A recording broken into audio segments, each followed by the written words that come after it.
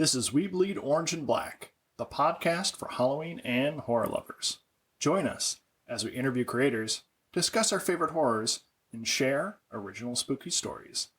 I'm Jeff C. Carter, and this week we're talking with Lauren Bolger about her new book, Kill Radio. Lauren Bolger is a writer of literary fiction, poetry, and horror. She lives and plays drums outside Chicago with her spouse and 2 kids. Welcome to the show, Lauren. Thanks very much. Thanks for having me. Lauren, I'm going to hit you with an icebreaker. What is your go-to karaoke song? Oh my gosh. So I do have a horrible singing voice. I do not do it in front of anybody, but oh my gosh, if I were to pick a song, maybe something by the New Pornographers. There's a singer named Nico Case, and she has a gorgeous voice, and she just really belts it out sometimes, and it's very fun to sing along with. So as an admitted bad singer, your go-to is someone with an amazing voice that belts it out. I like that. Yes, in the car. Lean into it. So now that we know what you would sing at karaoke, can you give us a little bit of background? Where'd you grow up? Where did a young budding writer get her start? Oh, good question. Okay, so I didn't grow up too far from here. I grew up 30 miles from here in Buffalo Grove, Illinois. Still just like I lived in the same house my whole life. Nothing was super exciting, just like kind of mundane, but like in a good way. But yeah, writing wise, the first thing I ever wrote that I remember was in 2nd grade, and it was a spooky story. It was I think so. So I read the book Wait Till Helen Comes by Mary Downing Hahn, and then I wrote pretty much like not a retelling of it, but you know, a lot of elements of that were in that story. But yeah, it was an homage. Yeah, exactly. Like a family that moved in to a house next to a graveyard, and then guess who was hanging out in the graveyard. Yeah, and I've been doing that on and off, writing on and off for a while. And then probably about 5 years ago, I just started doing it more consistently and just consistently making sure I had time to put words down. And then writing short stories, which I hadn't read a ton of them, and then I started to, and it turns out I really enjoy those as well, and it seems like a totally different skill set, but I got a little bit more comfortable with that. And yeah, and then I started working on the novel. I think it was either late 2018 or late 2019, and then finished it out like during pandemic time, and had to take a couple breaks there from the stress of all that. This is the first one, and I've continued since that was quite a few years ago that I wrote this one. Speaking of different skill sets, you're also a poet. Do you start with poems and then short stories? Because I feel like poems are harder for me anyway. They're harder to write than short stories because every word is a load-bearing word. It's so critical when you're crafting a poem where even the shortest short story has a little more room to breathe. Mm-hmm. Did you do short stories then poems, or both? Other way around? That's a really good question, and it's funny because I almost feel the opposite. Like I have an easier time with poetry, and I think it's because like with a short story or with a poem, you have less words, so it almost feels like you have more control. So like you change one word and you can watch how it kind of like branches out and affects the rest of that, whatever the area around it. Mm-hmm. And then short stories, I almost feel like when I do it, at least there's more room for error. I don't know. I think I wrestle with being concise enough in a short story because there's more room to spread around and there are more words to put down, which is also really funny because I also feel like I have more fun writing a novel than a short story, so I don't even know how to describe or explain that away. That's interesting. I think you and I are flip sides of a coin here because I struggle with poems and I struggle with novel length. And for me, short story is like sweet spot, and you're the opposite. Yeah, that's so true. I think with short stories too, it's like I tend to repeat, like I worry that I'm repeating the same formula over and over. Yeah. So I have to like force myself to mix it up. I recently had an epiphany where I was finishing up a short story. A guy, finds a thing and gets devoured at the end. And I was like, this again?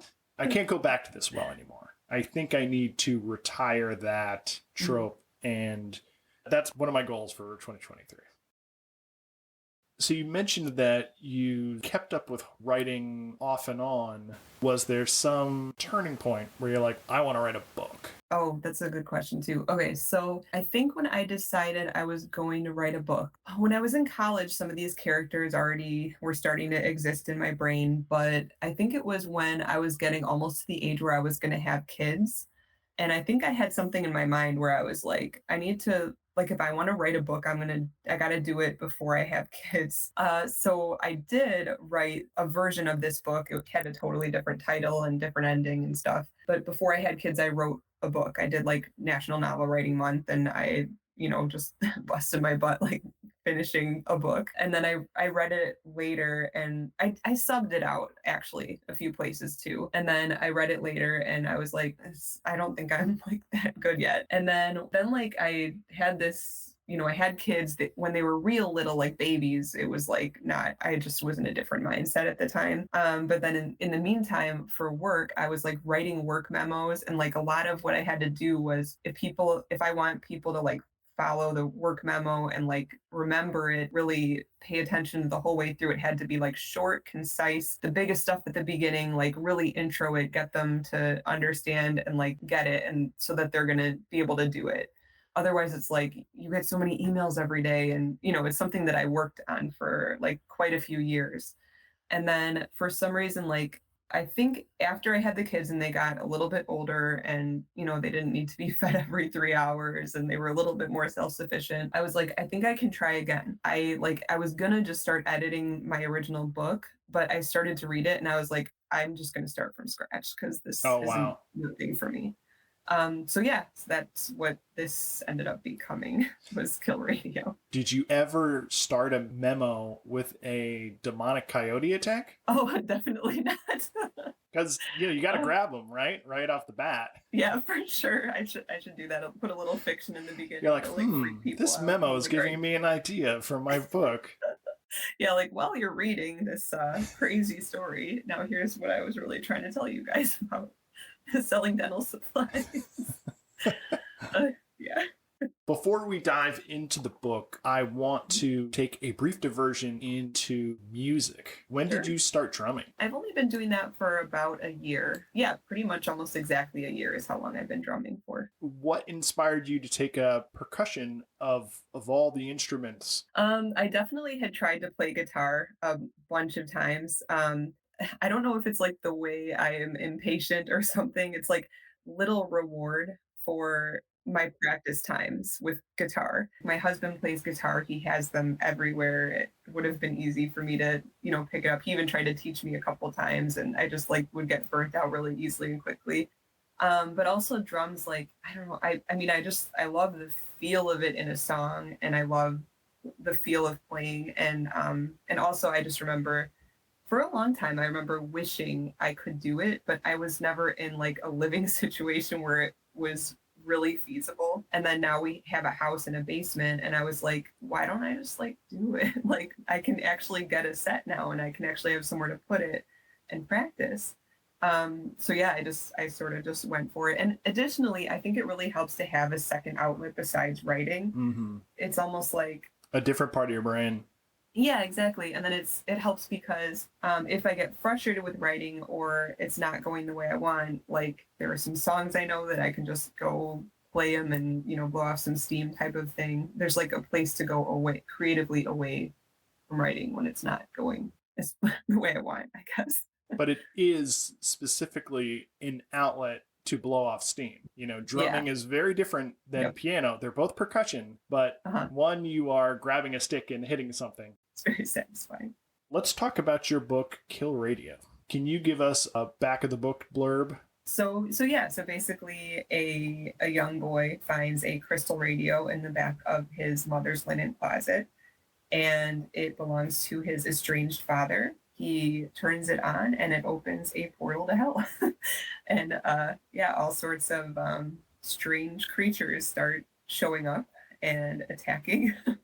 And so his single mother, or his mother, who is a single mother, a local fisherman, and a warlock all have to team up and figure out what about this radio is making this happen and how can they make that stop.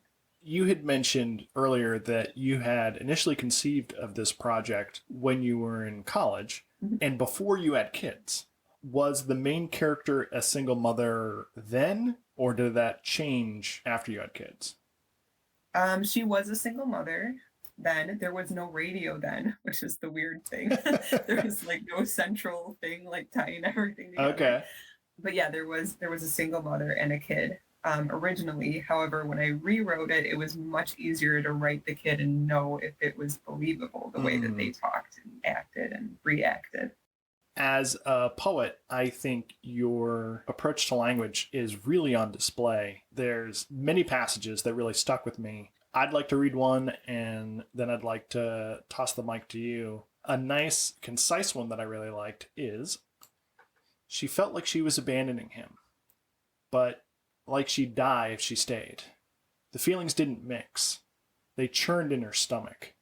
She could almost taste them, like ice cream and gasoline. The next day, she found out she was pregnant. I really like that imagery and that clash of feelings and the way you turned them into tastes. You know, you took this very nebulous emotional conflict and moved it to the senses. I thought that was really clever and effective. And you use that same approach when you are describing these horrifying encounters with the demonic. Could you read that passage I sent you? Yes, absolutely. Hunger and excitement rolled from that darkened corner of the house in rapid, silky waves. Their hunger flowed molten into his stomach, licking the insides like flames, and branched out, moved past his stomach to envelop his whole torso, smoldering. He interpreted it as their whole being hungering for his soul. It broiled in his skull and cascaded out, then back in again. All his desires were throbbing, flashing red, like they could feel more from eating him than he'd ever felt in his life. I really like that sense of the alien and yet entirely visceral presence. The book starts with Rory's perspective. Rory is 5 years old. The main character is Rochelle. That's Rory's mother. Can you talk a bit about what it's like trying to tell a story with those two very different perspectives? Sure, yeah. So I think Rochelle was, I guess both of them, I think it kind of made sense to write both of them. It was, I guess, a little easier to identify with Rochelle just because of being a mom and just like the same types of things she would get overwhelmed by would be similar to me. Although, not being a single mom, I totally, had to make up that part. But yeah, just her difficulties, her fears, and then also just the way that the mistakes of her past kind of rule her. That I don't know if I identified with that, but just imagining like if something had gone so wrong that you had to just run away from your kid's father before the kid's even born. So I guess all those things are just running in the back of her mind all the time. And then with Rory, I think it was a little challenging, but again, helpful to have kids to draw from, just like the types of things they would say, the types of ways they would react to things, definitely differently than any of these adults in the story. With him, I think the one challenge was like trying not to make it too cheesy. It's an interesting tension because Rory can perceive things bubbling up from hell, or the true nature of things that have already found them, that are already altering their lives and putting them in danger, but he can't really communicate it. He lacks the vocabulary, and even if he had all the vocabulary to tell his mother, this is exactly what's happening, chances are the adults wouldn't believe him because he's a 5-year-old. Yeah. I thought that was a really interesting way to thread that into the story so that your main character could be totally in the dark, but the audience doesn't have to be in the dark.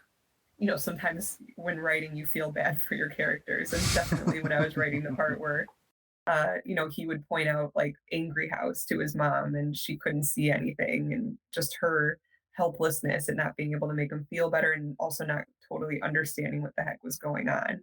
Do your kids ever say anything out of sorts that kind of freak you out? Like, maybe they do see something, or maybe they did hear something under the bed.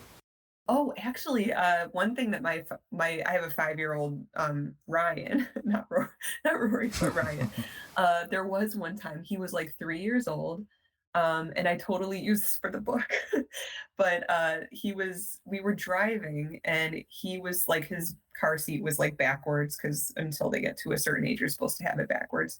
And he points and he goes, "Look at that red rainbow." And I'm like, okay, that's like creepy. There's nothing back there. Like I looked in my rearview mirror. I'm like, there's like nothing in the sky. Sky is normal, and you're seeing a red rainbow. So yeah, I use that towards the end of the book because I'm like, imagining with all these other like supernatural things happening. It's a pretty big portent of doom.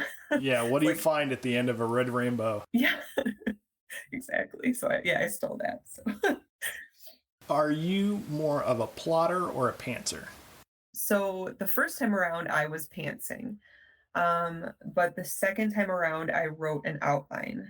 And it is like, I do feel very antsy when I write them. But to have like, and it's not like a really detailed outline, but it's like a big plot pieces outline. And once I have the outline, then I actually do hop around and do like whatever scene is like popping in my head. But because I have the outline, I know, what the big points are that we're either like putting that in between or leading up to, so I can have some idea of where it's going. And I don't have like, and I don't necessarily have the ending like down exactly how it's going to be, but I just at least have, just like the structural functional parts are in place. Hopefully, if I can wait to get through all of that before I start the writing part. You did a lot of world building for this book with the signals, the afterlife. There's a magic system of sorts. Would you return to this world for other stories? I think that would be fun. I definitely in the next book I'm working on, my editor, Alex Woodrow, shout out, she's amazing.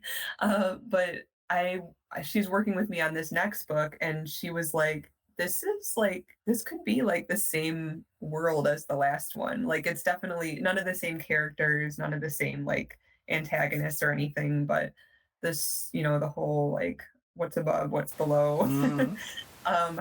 How we're fighting it. I guess a lot of sort of like there's no magic inverse that I can think of that I put in this.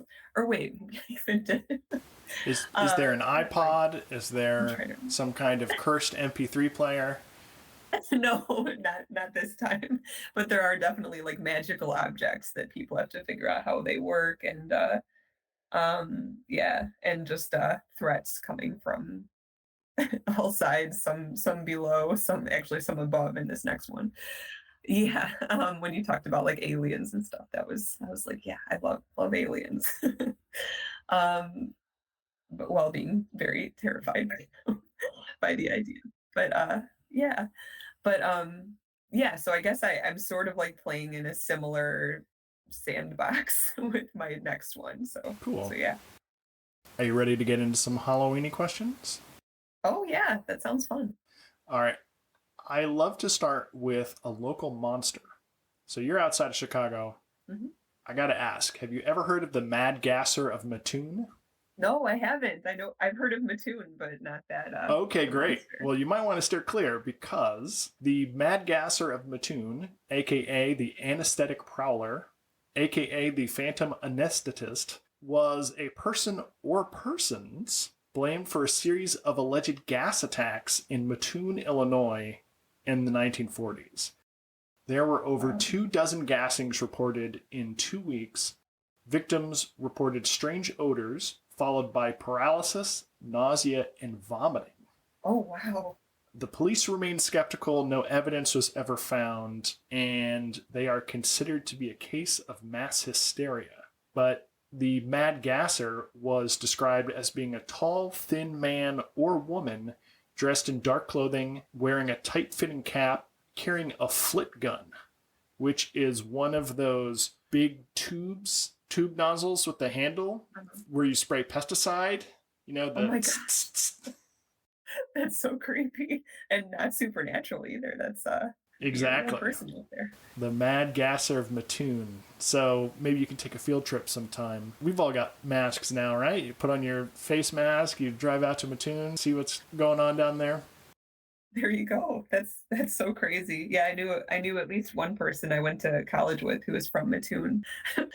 One time, like maybe 10-ish years ago, like me and my husband were out walking in our neighborhood and we saw something walk like between two houses, and it was like bigger than a raccoon, and it was like, but only by a little bit. It was walking on it like hind legs, and it just moved between these two houses, and we just are talking through all kinds of wildlife, like what could that have been. We could not think of one like animal, one person. It didn't look like a person. It was the weirdest thing. And we just don't know. We both saw it and we're like, what the hell was that? So that was really creepy too. Could it have been the Enfield Horror? Oh, so what is that? In 1973, there were numerous sightings of deformed creature having T-Rex-like arms with short claws, pink eyes, gray slimy skin, and 3 legs. It attacked a young boy. It tried to break into a neighbor's home, and it was shot by Henry McDaniel. There were more sightings of the creature in the 1940s in Mount Vernon. That's so creepy. I think, and I also brought it up once to, I can't remember who, and somebody said like maybe it was a puckwudgie. I'm like, oh what? Yeah, puckwudgie for sure. Yeah, and I looked it up and I was like, it would have looked more like that than like a raccoon or a possum or a coyote, like anything that was normally around our areas. So, what was trick-or-treating like or Halloween for you where you grew up? I don't know. I remember being never being anything like super dark, even though I love watching scary stuff. I was a waitress one year. I was a pumpkin, like nothing that cool. I was a baby, and when I was in high school, I'm like, really? Why did they do that? That's weird. Usually, when people dress up like babies for Halloween, it's guys who want to show off their upper body. So they're usually topless and in diapers. Oh, I didn't do that. I Okay. think I was being lazy actually. I was like wearing pajamas and I wore pigtails. Maybe it was like, like teenage laziness, like I'm too cool to try very hard or something. Those are always the worst costumes. The lazy teenage / lazy college costumes. Yep. Sometimes the best parties, but worst costumes. Totally. But I love that. Pumpkin baby waitress. Yes, very inventive, very not hard-hitting costumes. Best and worst candy. Best and worst candy. I don't like candy corn at all. I don't know, I think it's like there are two camps and they're both like very opposed to each other. Mm-hmm. Like if you love it, you love it. If you hate it, you hate it. I'm not that big a fan of like Three Musketeers because it's just like fluff. There's nothing to slow you down. When you eat a Three Musketeers, you can really pound those things. Absolutely. And then Whoppers. They feel weird when you chew them. They're like, and then I don't like that much how the malted ball thing. I don't like. I agree. When I was a kid, I would eat the Whoppers, but I think on some level, I always suspected they were just chocolate that had gone bad.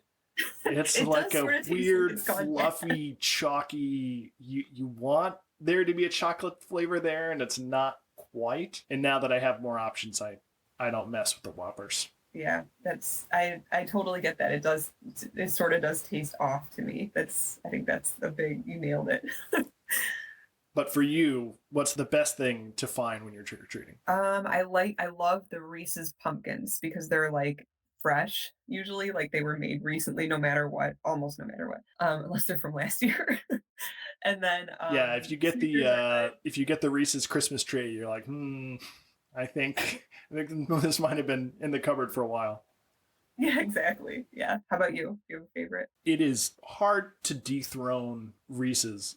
However, I am in that candy corn camp.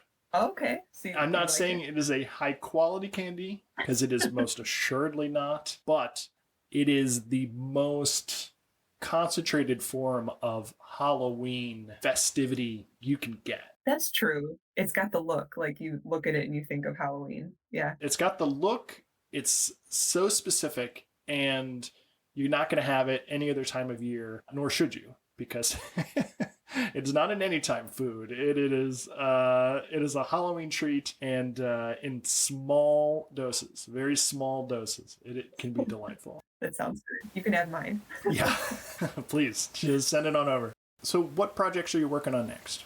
I do have a Jewish horror story that I'm trying to get published that I'm working on. I'm working on sending out. It's done. So that takes a little bit of like my childhood and is like, what if there was this like weird, creepy demon in the synagogue? So that one I'm trying to sell right now, and then the book I'm working on, I'm like in the editing phase. The working title is Her Inferno, and it's there's just so much going on in there. I don't have an elevator speech yet, but yeah, it's one of the parts is like what if a denizen of hell fell in love with a an alien. And then additionally, there's this whole like lore because it takes place in Barry, Vermont, where there is a cemetery and a granite quarry, and it's basically like the cemetery is almost like a museum with the how impressive their monuments are. Mm-hmm. They will be gigantic and just sculpted in all sorts of shapes. There's even like a bowling alley one where you can literally bowl on it. But it uses the granite from the quarry. So basically, I'm inventing like a speculative connection between the two, and crazy like dead miners walking from one place to the other in the middle of the night. We don't know why. All kinds of crazy, supernatural activity going on in this book. So it's been a lot of fun to come up with wild things happening. It's very evocative. Where can our listeners find more? Kill Radio is available in any format right now on Malarkey Books, but it's also available on at Barnes and Noble, Amazon, I believe IndieBound, Bookshop, all that stuff. In April, I also have a pop culture piece about That Thing You Do from female character's perspective, the one that guy dumps in near the beginning, or she dumps him actually. That's the whole point of the thing I wrote. So I'm like getting it wrong. And that is going to be in Drunk Monkeys, Okay. in their pop culture issue this month. And then in July, I'm going to be in an anthology called Tales of the Clergy, which is it's based on songs of the band Ghost. That's out in July, and that's an anthology I'm looking forward to having in hand and reading everyone else's stories. That one's going to be really cool. Very cool. So, yeah. And where can we find you on social media? On Twitter, I am Ren Bolger. And then my website, I did manage to get laurenbolger.com. So you can find, anything there on publications and like appearances or whatever. Lauren, thank you so much for being on the show. Yeah, absolutely. Thank you so much for having me on. And it was really fun talking to you. Subscribe and follow the show. Links are in the show notes. You can find Ryan at 20th Century RG with the number 20 on YouTube. And you can find me at jeffccarter.com and hit the link to pick up my collection, We Bleed Orange and Black, 31 fun-sized tales for Halloween. Until next time, stay spooktacular. Beware of the dangerous Mad Gasser of Mattoon. He prowls the night by the light of the moon. Nightmares are made from his treachery and horror as he terrorized the townsfolk in the days of yore. The phantom Mad Gasser is a deranged fiend, a dastardly villain, evil and mean, the lawman's nemesis. Into the darkness he fled, an elusive fugitive always one step ahead. Some said he was a woman, some said a ghost. Though under cover of darkness, none could ever get close. Townsfolk blamed eccentric grocer Farley Llewellyn, but I know who it really was, and I'm not telling. It's not safe for me to say anymore. Danger lurks in the night times of horror. Though he's old and bent now and way past his prime, he still skulks in the shadows come night time. So if you live today by the little Kickapoo Creek and you smell a smell that makes you feel weak, then run for your lives as warned by this tune. Or you may be the next victim of the Mad Gasser of Mattoon.